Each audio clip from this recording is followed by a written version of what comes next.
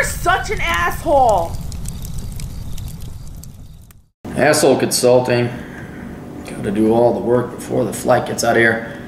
Please quote me to answer these questions. I'm interested in your financial practical knowledge. Question: should I 1, sell my house, 2, quit my job, 3, move and live overseas? I'm male, 45, single, never married, no children. Bop, bop, bop.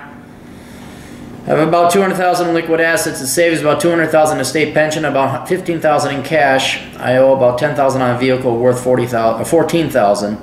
I own a house with about $40,000 in equity. I work for a local city government in an area in IT security. Gross $80,000 a year, $5,000 take-home pay after mandatory contribution. Blah, blah, blah. I live well on $30K a year. My vacation and sick time accrual is worth about $20,000 when I leave. I also make an average of $2,000 a month trading online. I could increase it.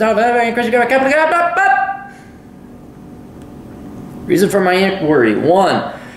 I've researched the national and Arizona pensions and do not believe the defined benefit pension system is sustainable. I anticipate another financial troubled city, state, Illinois, Detroit, Dallas, etc. will create a bailout settlement blueprint which will be used by other cities and states. I'm required to contribute while I'm employed, but I don't believe I will get my money back unless I quit, request a refund, and get the money out of the pension system. My plan is to roll over the money into a self-directed IRA and invest in overseas land and metals. I bought into the American dream, but I never got married or had kids. I've come to realize the American dream was a facade designed to churn the economy. I don't need all my stuff. I could easily live well in Eastern Europe, Latin America, or South America on less than $1,500 a month. I could imagine I could yield the same trading income overseas, but could also use my savings capital for over 20 years. Language is not an issue.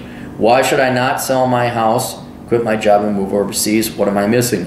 Stability, and you got a good job as you are right now. That's even with your pension contributions, you're making good money, and Phoenix is a great town. My only fear is I'm screwing up in my prime earning years, and I could just coast. It took me a while to get here, and conventional wisdom says don't throw it all away. Yep, to a degree, I think it is correct. Also, I really don't have a reliable safety net. If the worst happened and I needed to start over, my brother and mom would probably let me stay at their house for a little while, but only as a stopping point while I got back on my feet on my own. Well, that's more than what most people have. That's what I got. The other part of me says, why be like everybody else? If I could cut my expenses and no longer have to work, am I not free? No one knows the future or the value of the dollar 20 years from now. 4, side note, I recently settled an IRS audit, and I am reminded that what we think we own can still be taken from us. All right. Well, then I asked you a question. Have you traveled to places? Have you been to Eastern Europe or Southeast Asia, or where you would theoretically go, and how long did you live there? Anyway, I cannot give specific or financial advice. I can only give you a specific overall plan. He responded, okay, and I got no email. Wait, I could have swore. Here you are. All right. I have visited Ukraine 7 times for 7 to 10 day trips. My plan was to initially spend the 90 days in Ukraine, then 90 days in Krakow, Poland. 180 days is a tourist visa limit. I'm going to spend winter in Medellin, Colombia, or back in the States. I have not visited Poland or Colombia yet, but I have visited states in the plan: Dallas, Boise, Colorado Springs, and Phoenix. I wanted to be a tourist and experience the culture and neighborhood before trying to set up anything permanent. Longer term than 90 days or any real estate investments will be at least a year after reconnaissance. Thank you for your time. Also, please refer to me as Dan from Phoenix in the video. Yeah, awesome.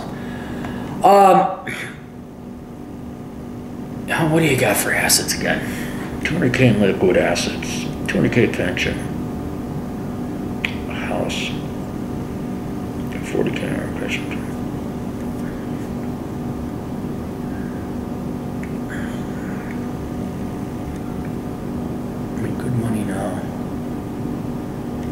See, I'm trying to battle within my head that you're the perfect candidate to go, but I'm always like, do you have enough money?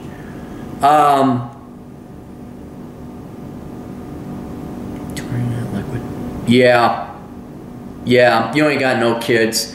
Here's the only caveat. You need to keep your skills fresh, okay? I'm going to bank on the economy still being good, but you need to get out, you need to travel. I don't know if I'd sell the house, I'd maybe rent it out, or have your brother or mother kind of keep an eye on it. in case your plans fail. But I think you are the perfect candidate to go. You got more than enough liquid assets. You got really good skills. You could probably find a job anywhere. I don't want to say too optimistically. The economy could take a shit. But you are the type of candidate you should go. So your pensions, don't worry about that. Why should I not sell my house, quit my job, move? Because you might need to move back in case overseas doesn't work. You need to do your reconnaissance overseas. So I like your idea of going 90, 180.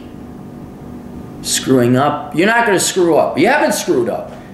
Here's the other thing. You're going to be 65, 70, and all of a sudden it's too late to go over to Central Europe. And you're still relatively young. You might find a girl over there. So yes, absolutely. I think you should go. I think you should, put in your 2 weeks, be very polite, civil. And that way, if you ever come back, they might hire you again. But while you're overseas, man, keep your skills up. That's what I'd be doing. So.